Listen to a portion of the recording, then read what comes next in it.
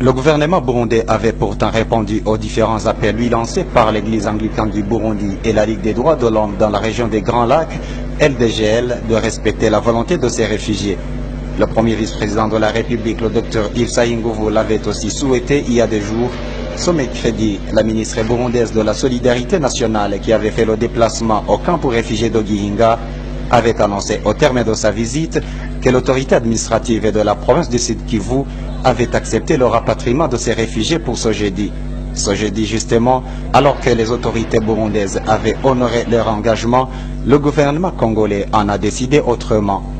Il se trouve que les autorités congolaises n'ont pas voulu ouvrir la frontière. Ils nous ont dit qu'eux, ils ne peuvent pas les recevoir.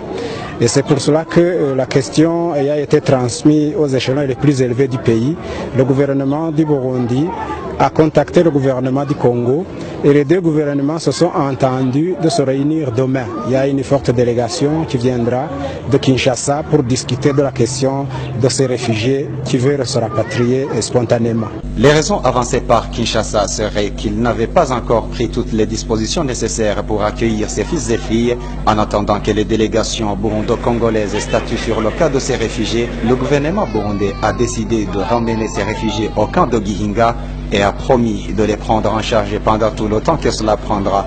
Une partie de ces réfugiés seront logés dans les salles de classe, la plupart de leurs maisonnettes ayant été détruites. Du côté des réfugiés Banyamulenge, c'est un signe qu'ils ne sont pas les bienvenus dans leur propre pays. La mort devient plutôt préférable.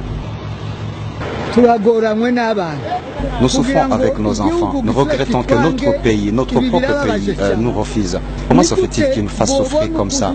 Nous sommes battus chaque jour.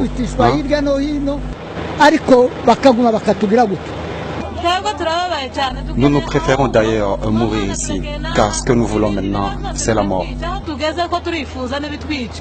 446 réfugiés qui étaient déjà arrivés à Gatumba ont été obligés de rebrousser chemin malgré eux.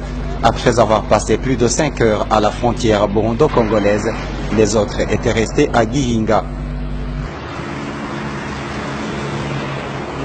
Même les Congolais qui ne sont pas des réfugiés qui en provenance de Bujumbura qui devaient se rendre au Congo n'ont pas pu traverser leurs frontières. La République démocratique du Congo ayant refusé d'ouvrir la frontière, le Burundi sera par après obligé de fermer sa frontière.